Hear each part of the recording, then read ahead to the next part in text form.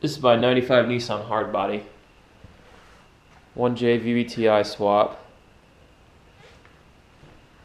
W58 transmission. Steel center section, came out of a Mark III Supra. The truck's been converted to 5-lug. The rear is a early Tacoma axle, and the front is Beltec drop spindles for the hardbody, but they were machined to accept Toyota front hubs. The calipers are Wilwood 4 pistons with Brembo 350Z rotors.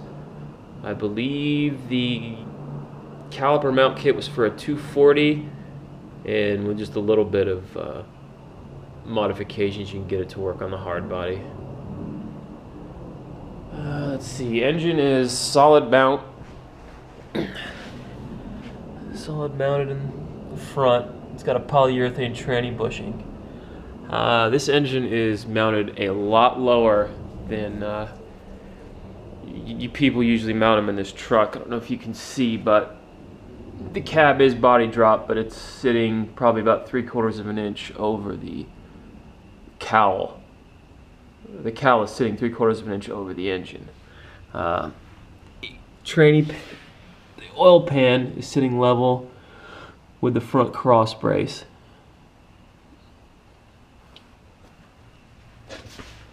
The wiring was pretty straightforward for it to get it running. Probably gonna make a video on that. There's a few videos on YouTube about the basics of wiring to get these things running.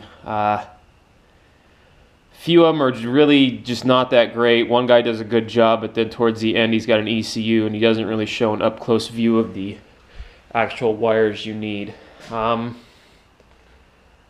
It's 3 wires on the ECU. Then you need to put power to the igniter, power to the injectors. There's another clip with 2 wires that need power, and then hook up a fuel system and the engine will run.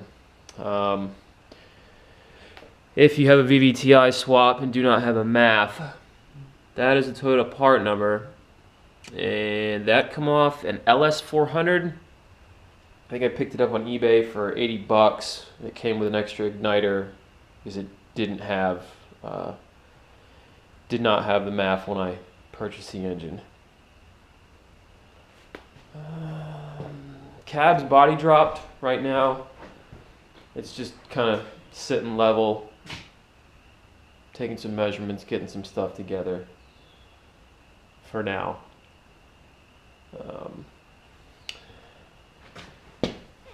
The yoke is a Spicer for the W58, but it converts it to a 1310 U-joint. You can buy the rear flange to do the same thing, but I don't know if I'm going to keep that, or there's an S14 subframe sitting right there that might go in the back. I haven't decided if I'm going to wait on that or what. There's still lots of suspension work to do on the truck. It's going to be coilovers all around, no bags. Probably going to ditch the stock double A-arm setup on the truck and go with something out of possibly an SD300 Supra. And other than that, I just want to get the thing running and driving. So if you got any questions about the swap or swapping a 1J and a hardbody, let me know. This one's kind of not your run-of-the-mill swap because all the stock engine mounts were cut out. The engine mounts for this were, you can't see on that side, the engine mounts were welded in. They used the stock aluminum block mounts that come off, and like I said, everything's welded to the frame, and everything was custom made for this to sit that low and sit that far back. Usually on these engines, that crank pulley is over top of this front cross member here, or core support, bumper support, whatever you call it in the front. So this thing is actually mounted back probably 4 or 5 inches from where it should be. So usually the 2 cylinders that would sit closer to the front that would start giving you problems with radiators and intercoolers and things like that, those 2 cylinders went to the back. You can see in here, that's the defroster, or the front windshield defroster mounts right there, and the cam covers and basically the back head of the engine are right there.